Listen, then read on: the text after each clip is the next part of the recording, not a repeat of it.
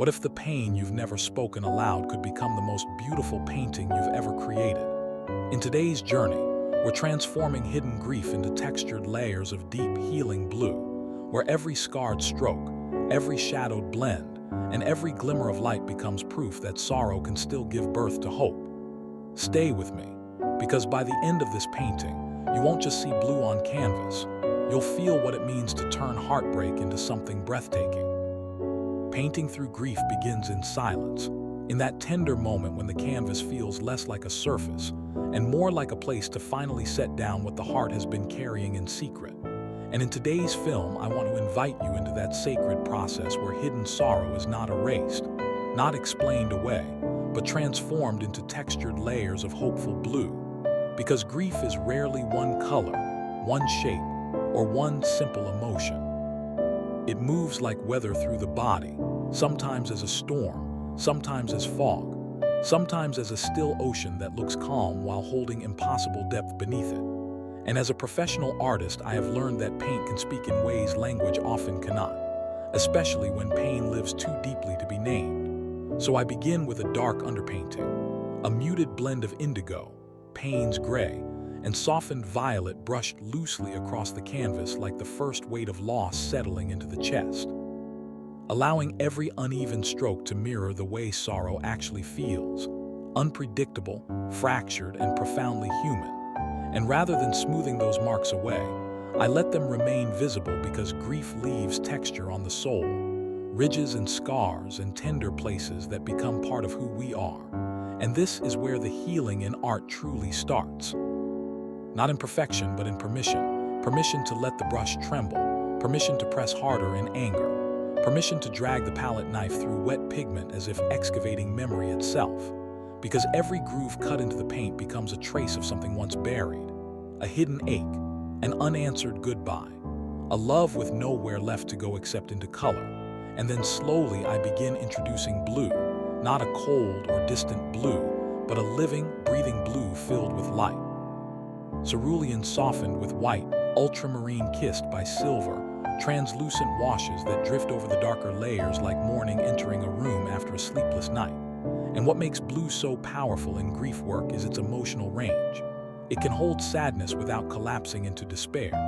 It can carry melancholy while still suggesting sky, water, distance, breath, and possibility. So as I glaze these hopeful blues over the wounded surface below, the lower textures still rise through, reminding us that hope does not replace pain. It coexists with it. It rests gently on top of it. It learns from it. And this is the message I want every viewer of this channel to feel in their own creative practice. Your sorrow does not make your work heavy. It makes it honest. It gives your art a pulse. Because the most moving paintings are not the ones that hide emotion, but the ones brave enough to reveal it in layers. And as I work, I often think of grief as sediment in water, each memory settling at a different depth, some sharp and recent, others softened by time. And with each translucent layer of blue, I am honoring those depths, allowing the painting to become both archive and release. A place where remembrance and renewal can exist in the same breath. And this is why texture matters so deeply in this process. Because flat paint can tell a story, but textured paint can hold one.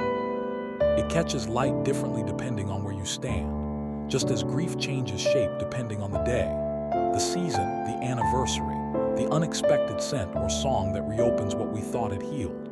And so I build the surface thicker in some places, using gel medium, dry brushing, and scraping techniques that create a tactile map of emotional terrain. Then soften other areas with misted water and diluted pigment, allowing edges to blur like memories, fatting into tenderness rather than pain. And by the time the brighter blues arrive, those luminous touches of turquoise and pale cobalt placed delicately near the highest ridges, they no longer feel decorative. They feel earned, like resilience itself. And that is the heart of painting through grief.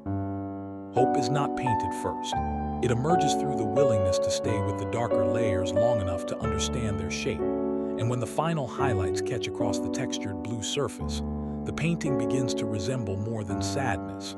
It becomes horizon, distance, the suggestion of dawn over water, a visual reminder that sorrow can still lead us somewhere beautiful, somewhere truthful, somewhere alive. And if you are creating alongside me today, I want you to trust the marks that feel too raw, the colors that seem too heavy, the pauses where all you can do is stare at the canvas and breathe, because those moments are not interruptions in the process. They are the process. They are where your hidden grief begins translating itself into something visible, something compassionate, something larger than suffering alone.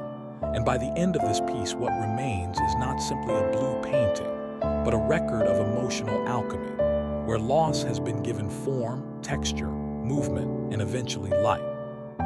And perhaps that is what art offers us in our hardest seasons. Not escape, but transformation, the ability to hold sorrow in our hands, mix it with color, and watch it become a language of survival, a layered field of blue that says yes, this hurt, yes, this mattered, and yes, somehow there is still room for hope.